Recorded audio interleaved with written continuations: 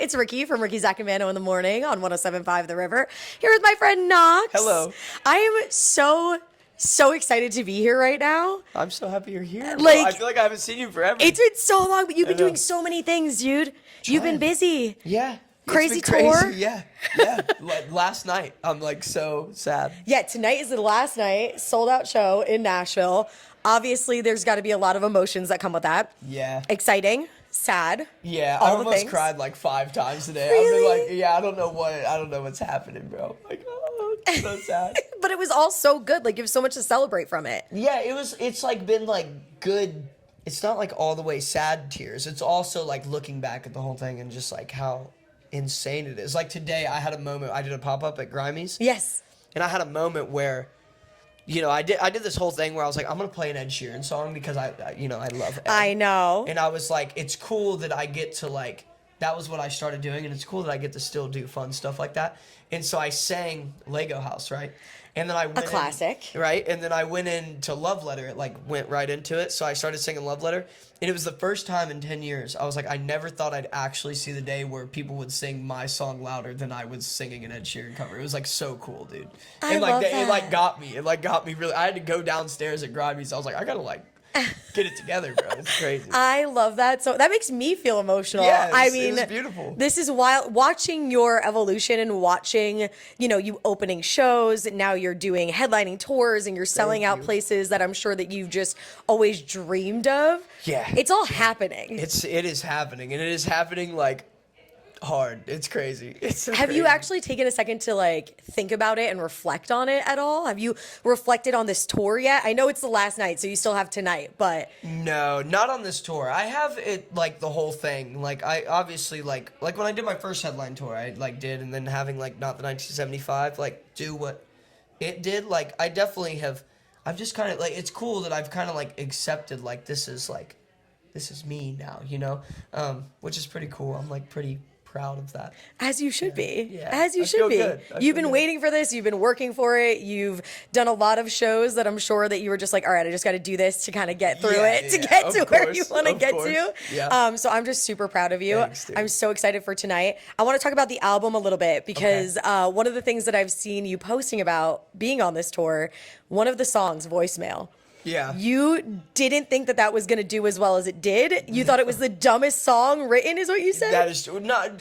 I mean, yeah, basically, yeah. I was just like, I just thought it was like this goofy little thing that like, I didn't, basically, to put it nicer, I just didn't expect people to like it the way that they like it. Okay. So it's been like, it's been like a really nice surprise off of the album to see people like really connecting with it. And what was the song that you thought everybody was going to like more than Voicemail? Ooh. She's Not Okay. Okay. I thought that was like, and it still is like, I mean, it's like doing great, but I thought that was going to be the one that everybody was going to hear and be like, oh my gosh, dude, this is so different, bro. Like, I thought that was the one. But I'll take any, it could be any of them. I don't care which ones they like, as long as they like one. Have you like kind of noticed that obviously writing albums, you've been doing it for a while. You've been writing songs, creating songs, but is it like humbling in those moments of just realizing like, oh, maybe I actually don't know shit sometimes? Oh, dude, that's the one thing about music is nobody knows anything, bro. Like, it does not matter. Like, it can be the highest people up at the top of the labels to like your best friend, like my buddy Spencer, who I write everything with. I mean, nobody knows anything, like, at all. And so music is just kind of like honestly, it's so weird because like you can make a song and everybody you show it to can say like it's a hit, but it's not a hit until like consumers decide it's a hit. You know Absolutely, what I'm saying? yeah. Which is like it's kind of weird if you think about it like that. Like the internet chooses. I don't know. You're having a little bit of a spiral moment now, Yeah, aren't you? yeah. I'm like, oh my god, I'm gonna tweet. I'm gonna have a panic attack right here in front Don't of do you. that. Don't do that. When you go in to write an album and create an album, what are like the maybe top 2 things that you always have in mind? Oh, well, number one is, would you come listen to this at a show? That's Okay. number one, like, no question. Every song I make, it's like, if this wouldn't be, like, if you wouldn't want to go sing that at a concert on a Saturday night, no point in making the song. So that's number one. And then I think number 2 is kind of like, especially when you're doing your debut album, it's kind of like, the debut album, when you kind of have eyes on you for the first time, it's kind of the feeling of, what do I want to say? Who do I want to be? Yeah. And so A lot of reflecting internally of like, yeah, so what that was means. kind of a process to figure that part out. But the main thing is, as long as it goes hard live, that's the main thing. Absolutely. I mean, I think it's always something that you can tell when the artist loves their own music. 1,000,000%. You can see it in their faces. You see it during the entire, performance. Yep. You're always having fun on stage. Oh, it's the best, dude. And speaking of, I was telling this to somebody earlier. Any artist that says they don't like or they don't listen to their music, they are a liar, bro. There is no artist that does not listen to their own music, because you're always like, you just want to make it better, Yeah, And you're it's like, critiquing those are the yourself. and those are the songs you're gonna be singing forever. So like, you better love them, dude, or you're gonna be having no fun on that stage. But Also, if you're not listening to yourself and you're not listening to your own music, how are you going to get better? that's what I'm saying. I'm on to y'all, bro. You other artists, bro. I'm on to y'all, bro. I'll admit it. So all in all, you can say that you feel super proud of the album, of this tour, of everything, which makes me so happy to Thank hear. you. What is like the next big thing that you're looking forward to doing? Like now that tour is done after tonight, what do you do? Do you rest? Do you get right back in the studio and make more music? Like, which way do you like to take your path after this? Well, definitely back into like making new stuff, just because that's how that's just like how I live life. Like if I'm not on the road, because that's like my day-to-day job. That's my 9 to 5 is going to a studio making songs. So like right when this is done, I'll probably make some more songs. But then after that, it's really just like, I really want to make sure, my whole goal with this album is to make sure that everybody, like, I can put it in front of as many people and as, like, many ears as possible. And so, like, that could take the next, like, year and a half, But I really want to, I don't want to just, like, rush to the next thing. I want this album to, like, get the attention that it deserves. I want, I want the album to get my attention that it deserves. You know what I mean? Okay. I want to spend the next 365 days like promoting this record that like it took us a year and a half to make, so it's like I'm not gonna just let it come out for 2 months and then be like, okay, on to the next, you know what I'm saying? Yeah. So I think the goal is just like to just keep focusing on that and putting it in front of as many new ears as possible, and hopefully getting another one of those Not the 1975 songs, and we'll get you guys rocking it here soon. We'll see. We're working on it. You know that I'm always promoting. I'm guys are always the like, bomb, you need dude. to listen. You guys are the bomb. I'm obnoxious about it. You know Thanks, that. dude. I love supporting musicians. I love that this city, like Nashville, is so huge. Music good city, place. baby. Like, I love it so much. And it's so fun to watch, like I said, just the evolving nature of every artist that kind of comes through and who we get to Thank meet. you. I'm so like, it just makes me so happy Yeah, hey, to see. It makes me so happy to see. Speaking of artists and, Music City, and you live here, who's someone that you are obsessed with right now? Dude, so this isn't they don't live here in Nashville, but there's two people. So there's an artist named Will Lindley who Okay, yes. he looks just like me. We look like brothers. He's the best, but he's from South Africa. He's amazing. I think he is going to have I got to hear some of his new songs, and they're just he's going to take over the world. I swear to goodness. Hell yeah, okay. But he's amazing. And then there's another kid who's out in LA. He's 18 years old. His name's Kevin Kramer. Okay. He's the one. I'm telling you.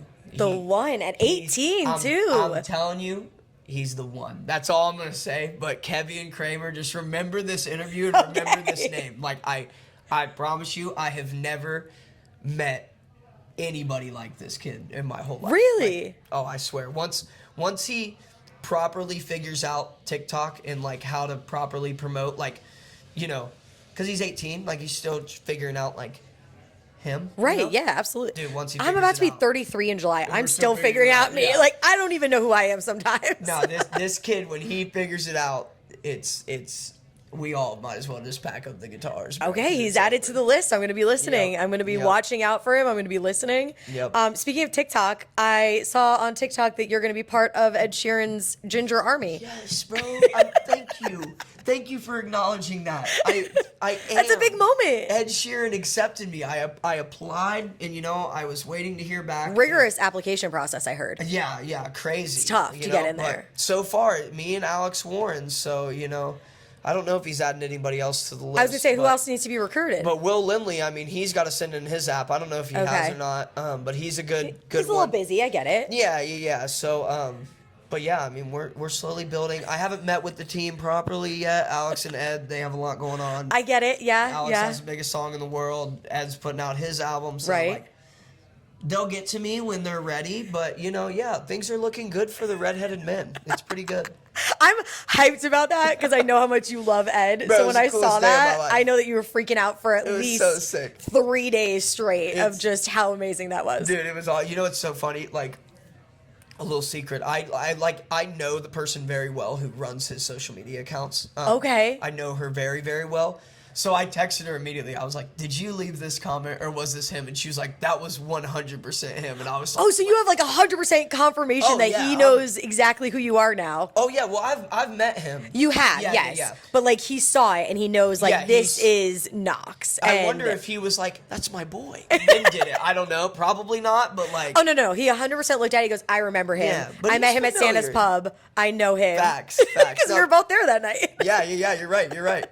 No, but I met him again, proper. Oh, because I met him as a like fan legit that up, time. I up met close him. and personal. Met Oh him. yeah, it was the craziest day of my life. Yeah, I got to go to my label, Bless Atlantic Records. Love you so much. If you're listening to this, I love you. Nice little plug, right quick. Yeah, straight up. But yeah, they took me to his Multiply show in New York, so I got to like go back and like, they were properly like Ed, this is Knox. He's an artist here, and he was like, "Mate, what's good?" And I was like, "Brother, I love you, dude." And it was awesome. It was the coolest. I love the fangirl in you right now. Oh, I will fangirl for That makes me so happy. I literally just said at VIP. I was just telling this story at VIP, but like they say, don't meet your heroes and stuff. Yeah. And like I've met a lot of people that I have looked up to for a long time, and then you kind of meet them, and everybody I've ever met has been awesome, but you meet them, and like the magic kind of goes away. Right.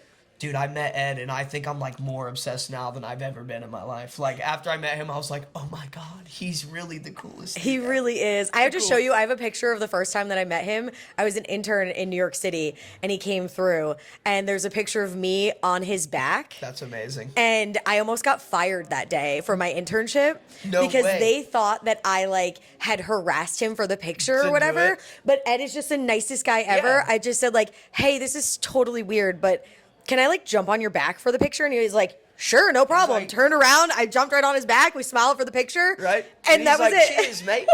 But they were like nervous that like he was gonna get injured or something, or that I Yeah. was like harassing him. Almost got fired. That's crazy. Ed almost got me I'm fired. glad you didn't. I'm glad you didn't. Me too. Who knows if I'd be here now? That's crazy. Wild. Well, you're here. So, Yes. You're here. I'm here. Ed's out there. Ed, if you're watching, we love you. We love you so much, Love you and we're so all much. thriving. Yeah, dude. Which is Life great. is good. Yeah, hell yeah. Come on. We should all thrive together here in Nashville next time he comes by. Hit me up, So- dude. I got choruses, brother. I got whatever you need. Just give me a ring. I got I'm 'em. so pumped for tonight. Do you have anything like a surprise in store? Do you have anything that you're going to be doing that's not typically on the set list? Dude, no, honestly. I kind of did my special thing at VIP.